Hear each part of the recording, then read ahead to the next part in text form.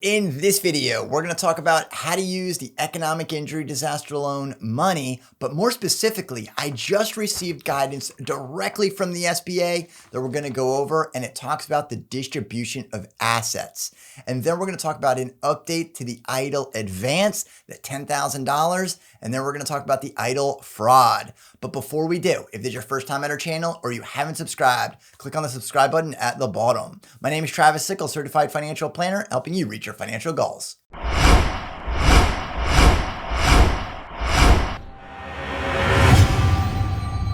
So if you're unfamiliar, there are two parts to the EIDL grant and the EIDL loan. So the grant was the $10,000 or up to $10,000, but then the SBA changed it to 1,000 times the amount of employees, up to $10,000. And then there is the loan. The loan is 3.75% interest rate over a 30-year period, and it is not forgivable, at least not yet. But if you've been following my videos, Senators Rosen and Cornyn introduced a bipartisan legislation to provide increased EIDL loans and EIDL advance grants, requiring the SBA to provide the $10,000 EIDL advance grants to all eligible businesses, regardless of size, as intended by the original CARES Act. And you can see more on that proposal with Senators Rosen and Cornyn in this video that I previously posted, which talks about getting the advance for the $10,000. Because that's exactly what the CARES Act outlined, and it says it right here, which I've gone over so many times, but I'm gonna read it again. In the amount requested by such applicant to such applicant within 3 days after the administrator receives an application from such applicant. So who's requesting it? You, the applicant. You're determining the amount requested by such applicant. And how much is it? It's $10,000, and it says it right there. The amount of the advance provided under this subsection shall not be more than $10,000. And again, who determines the amount requested for the EIDL advance? You, the applicant, not the SBA. So let's jump into the updated request by Senators Cornyn and the other 11 senators requesting that you, as a small business owner, get the full $10,000 from the EIDL advance. And I'm gonna read off the 11 senators' names because if you're a small business owner that's struggling, or you want up to the $10,000 grant because you didn't get it on the first round because you had less than 10 employees, then it's important that you know who they are so they can gain your support. So those are Senators Cornyn, Fisher, Senator Rounds and Boozman, Senators Rosen and Schatz, Cortez Mastro, Van Hollen, Senators Kramer, Cassidy, and Senator Loeffler. And hopefully as we move forward, we're gonna have more senators that are supporting the full $10,000 for the EIDL advance. So now let's look at the text of the letter that was sent on August the 4th to Senators Rubio and Cardin. And if we scroll down to right here, the SBA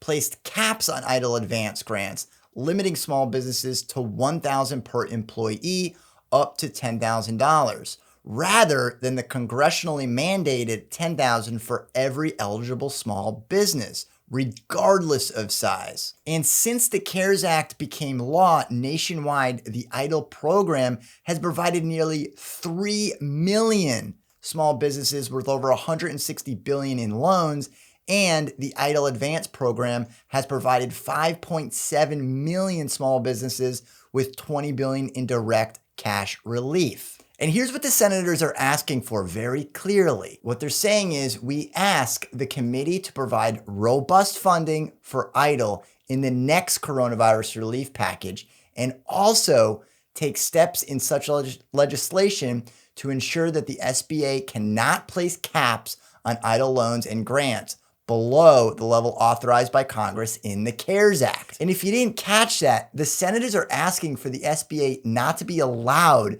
to alter the amount that is distributed by the EIDL advance or the EIDL grant, but they're also asking for another round of SBA EIDL grants and EIDL loans. And just because we had negotiations break down between the Democrats and Republicans last Friday doesn't mean that there's not still hope to get additional funding for the EIDL program and the EIDL advance. And if you watched my other video on the EIDL fraud with a scathing report for serious concerns of potential fraud in the Economic Injury Disaster Loan Program pertaining to the response to COVID-19. And I talk about how the amount of the fraud was relatively small. Even though it was a large net number, it was still relatively small compared to the EIDL loans and the EIDL advances. And even though steps can be taken to combat additional fraud, it's still worth noting that the proposal that I just read off, that the loan and advance citing a small number of cases in which the loan and grants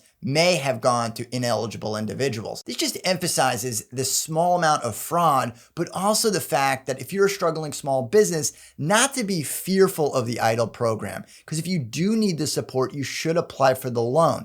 Now, the advance is already done for now, so hopefully we can get more funding, and everyone that got the advance or a partial portion of the advance will get the full 10,000. And if you didn't get the advance, then you can also get the 10,000. So hopefully that's what we see on the horizon. And now let's talk about the update to actually using the EIDL loan. So this is the 3.75% loan for 30 years.